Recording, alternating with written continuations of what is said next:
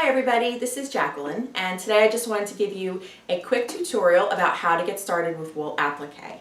I've had a lot of people tell me that they're interested in wool applique, but they just really don't know where to start. So today I'm just going to show you the supplies that you need to get started, and I think you'll find that you have most of these already at home in your sewing supplies. The first thing you need, of course, is wool, and wool comes in a lot of pre-dyed colors and nice textures, and you can get these at your local quilt shop or in online shops. Another option is to check out thrift shops or your attic or closets for, say, old blankets or old wool coats that you would like to cut up and use. One thing I would caution you if you're going to go that route is make sure that your wool is washed really well. You don't want any little bugs in there. You don't want any stains on the garments because food stains actually will attract bugs. So make sure that your wool is really clean before you use it. Next thing you're going to need is a background for your wool. Now you can just applique wool to wool. So for example, in this table topper, I've appliqued some really colorful wool onto a black background. It's really pretty the way the colors pop on this. Another option, which I'm going to be doing today, is just to applique my wool onto a piece of plain cotton that you would use for quilting, just regular quilting fabric. So you're also going to need thread, and there's a lot of options for your thread. You can use just plain sewing cotton that will match your wool, or silk thread, and both of these are great options if you want to hide your stitches and you don't want your stitches to show a lot. Now if you're doing decorative stitches, like I showed you on this table topper, if you can see all of the pretty stitches around the edges of the flowers and the center of the flowers, those are what I call decorative stitches. And for those, you have a lot of options as well. You can use wool thread, you can use pearl cotton, and there are also a lot of embroidery flosses on the market which you can use. All of these come in a lot of really pretty colors and will add pretty color and texture to your project. You're going to need some way to attach your little pieces to your background while you're stitching, so you can either use regular sewing pins, applique pins. I also like to use basting glue. You need freezer paper. Now in the US, you can find freezer paper in the regular grocery store in the aisle with wraps like tin foil and plastic wrap. And you'll see that freezer paper has two different sides to it. There's a dull paper side, and then there's a shiny waxy side. And this is a big box. It's going to last you a long time.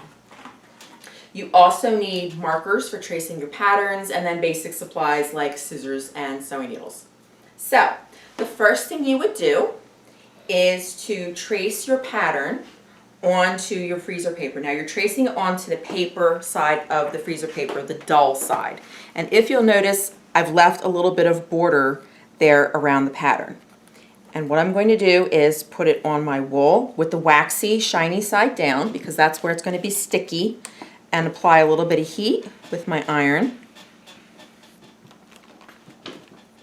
And the freezer paper is stuck to the wool. So the next thing I want to do, remember I left that little paper border there, I'm going to just cut out right on the line. And the nice thing about wool that I love is that there's no right or wrong side to it. So unlike doing cotton or turn needle applique, you don't have to worry about reversing your patterns or anything like that.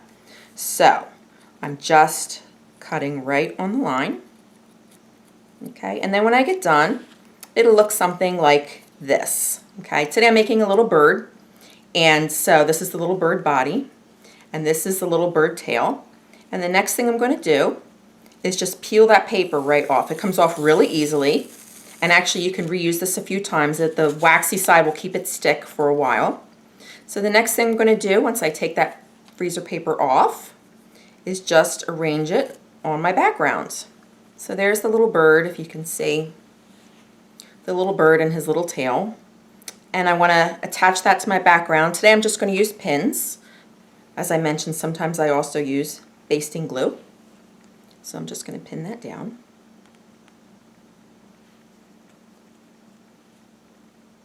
And I've got a little overlap there. A lot of times your pattern will indicate where you need to overlap your pieces. So I'm just going to pay attention to that.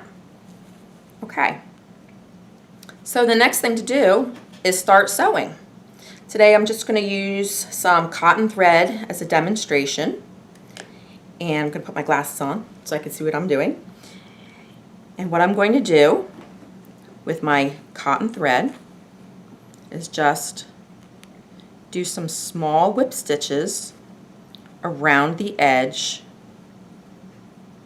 to secure the wool. And that's it. That's all you have to do.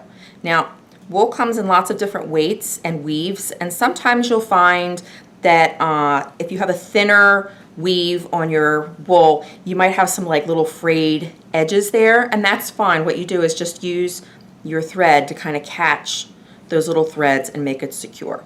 Now, let's say that you want to do some decorative stitches, like I was showing you the fancy threads earlier.